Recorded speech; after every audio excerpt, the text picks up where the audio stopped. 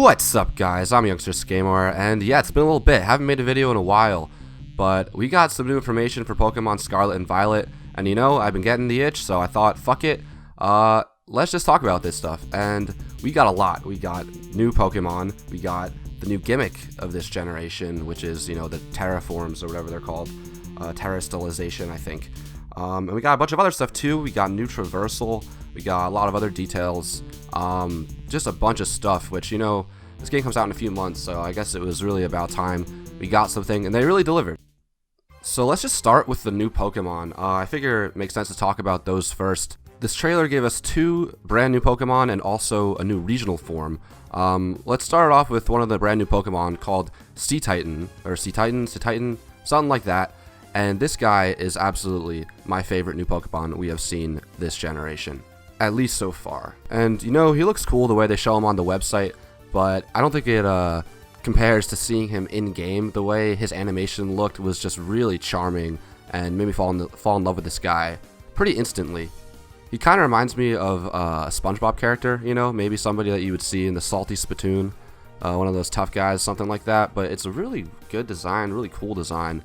Ice types aren't that great a lot of the time, but you know, when we first hear about new Pokemon, it's like kind of the sky's the limit. And this guy, you know, kind of being pretty good. He's pretty big, so he's probably pretty tanky, can probably take some hits, can probably dish him back, and is probably pretty slow, but he has got Slush Rush as one of his abilities in addition to Thick Fat. So, you know, both those are useful, obviously. Thick Fat definitely could be solid on this guy, giving him a fire, essentially neutral to fire defensively, and then giving him essentially a quad resistance to ice.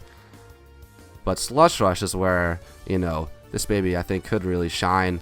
A big beefy tank like this, all of a sudden have your speed doubled in the hail. Maybe you got some good speed investment, maybe you got some support already from some paralysis or from sticky webs, and maybe you know that with your hail up, this guy's going to be able to outspeed the rest of another player's team, and that seems like a pretty fun win condition to go for. So I could see myself not only really enjoying this guy's design, but maybe even messing around with some weather teams and competitive to try to use him, which I don't really do that much. I'm not usually someone who runs weather focused teams that much. Let's read what the website has to say about the design itself. Sea Titans got strong muscles and thick blubber.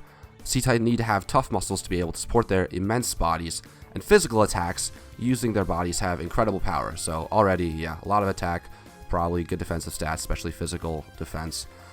They also migrate around the snowy regions, protected by a thick layer of subcutaneous fat. And then we got the horn on the upper jaw freezes the surroundings.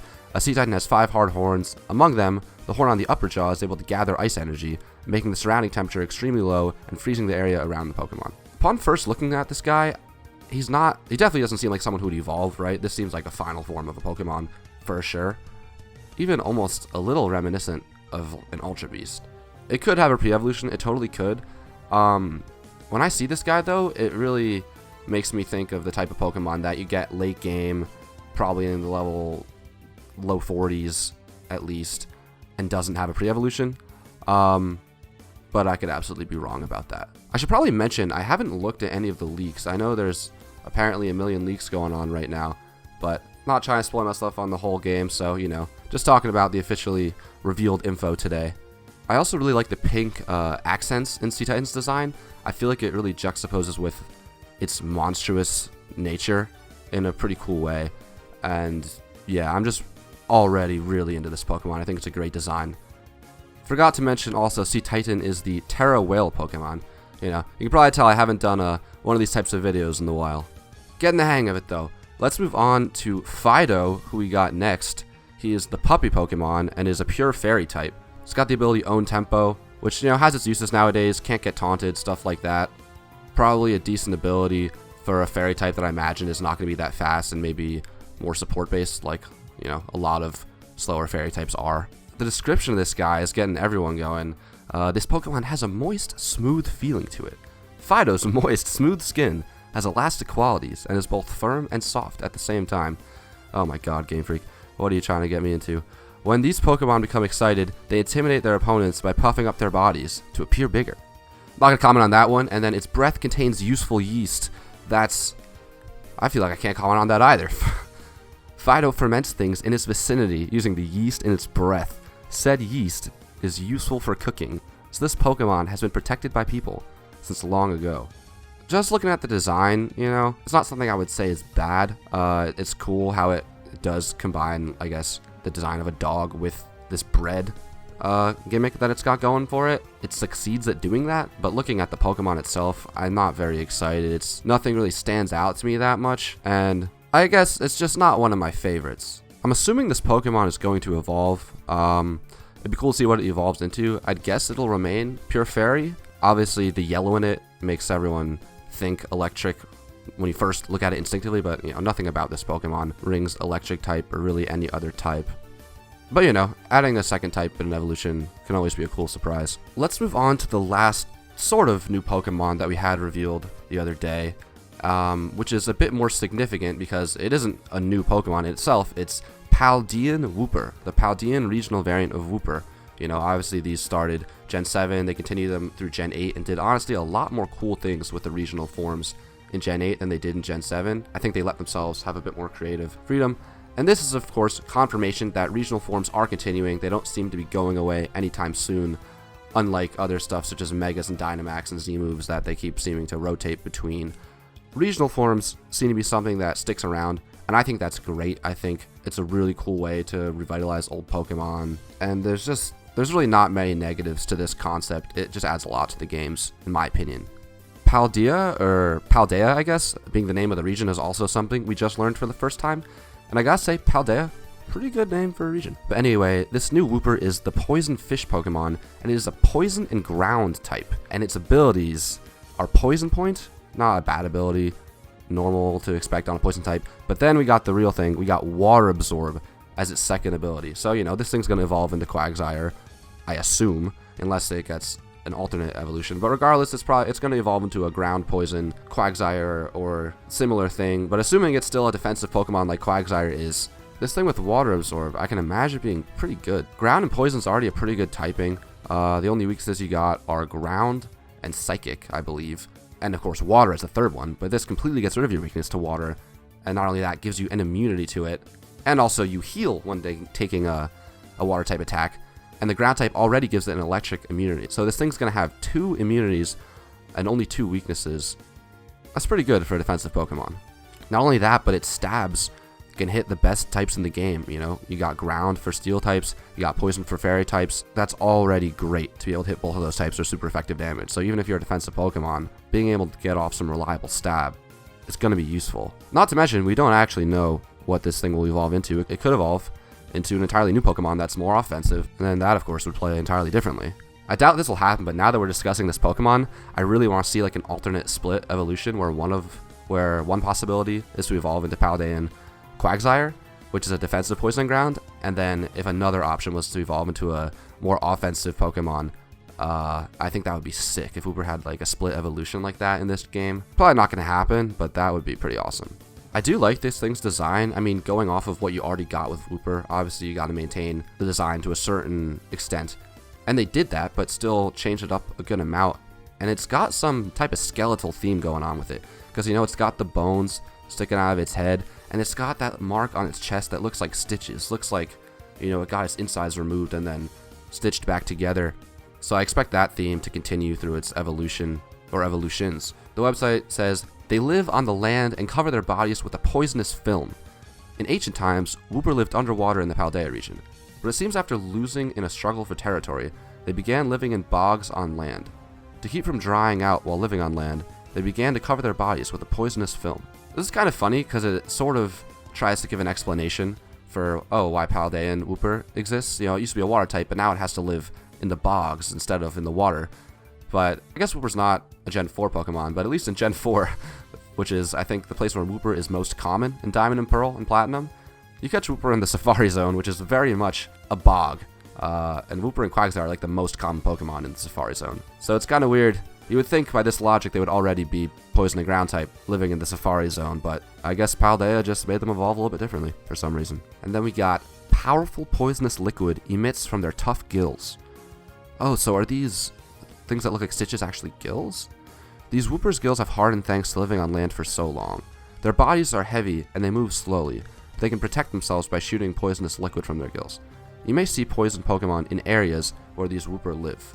I wanted to look up regular Wooper for a second just to compare, because regular Wooper does have also some symbols on his stomach, which I guess maybe those were the gills, so now maybe they're hardened and now look like this skeletal one. Anyway, solid design for sure, and a really cool typing. Of course, in this Pokemon Presents, we also got the new, I guess, battle gimmick for this generation that they've been doing every gen since Gen 6. We had Mega Evolutions, we had Z Crystals, we had Gigantamax, and now we got the Tera stall phenomenon. I had a lot of conflicting thoughts when I first saw this mechanic, and I guess the first thing that stands out is how it appears visually. Every Pokemon essentially can crystallize and turn into this crystal version of itself, and then we'll have some type of gem on its head, which corresponds to whatever Tera type it has. So from a design perspective, the gimmick isn't really exciting because, it doesn't give us new forms of Pokemon like Mega Evolution did, but they want this to be a mechanic that every Pokemon can use, so that makes sense. Every battle gimmick doesn't need to give us new forms of Pokemon or anything like that to collect. And since these battle mechanics seem to be one-off things that are always going to be going away, or usually going to be going away generation to generation, I think it makes sense, actually, to do something more like this that doesn't give us new Pokemon forms or designs that we're just going to lose in a generation. For example, Gigantamax. There's a bunch of Gigantamax Pokemon that were released in the past couple years that players have collected, and now you're probably never going to be able to transfer those up, and you're essentially never going to have those forms again. I think that kind of goes against what Pokemon is, or at least a big part of it. I think people love the idea of catching them all and having every Pokemon in every form, and being able to continue your collection and your journey throughout many games and generations and many years. And I'm not going to get into the whole Dexit thing today, but at the least, doing it this way and just making it something that every Pokemon can do, but it's not like Pokemon themselves are receiving new forms, is helping to prevent that being a problem in the future. As much as I do like Pokemon getting new designs, like I loved getting new Mega Evolutions and seeing those all the time during hype cycles for X and Y and for Oras, and I loved Mega Evolution as a whole, but if it is something that they're planning on getting rid of after the generation ends, I am kind of glad that there aren't new forms that I'm going to get attached to just to lose. So any Pokemon in the game can terrestrialize. It says any Pokemon that calls the Paldean region home, which essentially means, all Pokemon that are available in the game, because like Sword and Shield, not every Pokemon is in the game. Very unfortunate. And if every Pokemon can terrestrialize, I'm assuming that every Pokemon can terrestrialize to whatever type it is, and if it's a dual type, I would assume it can terrestrialize to both of those types, but then some Pokemon can also have other Tera types. So let's say I got my Infernape, it's fire fighting. I would assume that its Tera type is probably going to be either fire or fighting, and I would assume that there are some Infernape that have each of those Tera types. I would be surprised if there's no fighting type Infernape. I would think that every Pokemon would have access to its natural type. But then of course also some Pokemon can have other Tera types, so like Eevee can be a water Tera type, or a grass Tera type, or a flying Tera type, we learned, and Pikachu can be a flying Tera type too. It's weird how we don't really know the limits of this. Are most Pokemon going to only be able to terrestrialize to their own type, and only some flagship Pokemon like Pikachu and Eevee and some other special ones, kind of like, is it going to be as exclusive as Gigantamax, or only some Pokemon can terrestrialize to other types? And for the Pokemon that can terrestrialize to other types, is it usually going to be one or two other possibilities? And maybe Eevee is an exception because the nature of Eevee being able to evolve into many Pokemon, it would make sense to give it a bunch of Tera types. But that's something I definitely want us to learn more about. Because if every Pokemon, or most Pokemon, have 3 or 4 or 5 or 6 or more Tera types, I feel like that's going to be really, really hard to keep track of all the possibilities that you might be facing in a given battle. In-game probably won't matter that much, but competitive, if my opponent has 6 Pokemon, and any one of them can terrestrialize at any time, and for each of them, they have like 6 different possible types they could terrestrialize into, I think that would be a lot to try to keep in mind. Not to mention, trying to remember what hundreds and hundreds of Pokemon, trying to remember each of them, which Tera types they have access to, when it seems pretty random and subjective, or arbitrary, I guess. That sounds pretty messy and not super fun. But at the same time, even if most Pokemon have 1 Tera type, let's say, or maybe 2, outside of their regular types, I guess that would be more reasonable, but I'm really not sure. Also, for most of the terrestrializations that they showed, it was Pokemon using their own type. So it's not like there's any evidence to suggest that they are going to go overboard with it, so I'm just speculating here. It's also worth mentioning that it seems like a Pokemon doesn't need to hold a held item to terrestrialize. With Mega Evolution, obviously only certain Pokemon could even do it, and then you needed to be holding the corresponding Mega Orb, so that took away your held item. Z moves, similarly, multiple Pokemon could be holding a Z move or a Z Crystal during a battle, and you could have the option during the battle to choose which one the Z moves, but then for each of those Pokemon, you're wasting that item slot to have that possibility, and you can only use one per battle. But it seems like Pokemon can have their own held item and still terastallize. You just only get one per battle. You do need a Tera Orb, according to the website, to terastallize a Pokemon, but it seems like this is just a key item that the player has and not something you give to your Pokemon. The website reads, only select trainers in the Paldea region are allowed to carry this special item. Once you terastallize a Pokemon, your Tera Orb will lose all its Terastal energy, and you won't be able to use it again until it's been recharged. You can charge your Tera Orb if you touch crystals overflowing with Terastal energy, or if you go to a Pokemon Center. I like that you can only use it once and then it has to be recharged. I think Mega Evolutions are completely broken in-game in X and Y, and I think most people agree with that, because you're just battling a random trainer, and you can Mega Evolve every battle. That's way too OP, and in order to feel like you have somewhat of a challenge playing those games, it's like you have to just play and restrict yourself and not let yourself Mega Evolve, or maybe only in battles where other trainers have Mega Evolutions or something. Same thing with Z moves in Sun and Moon.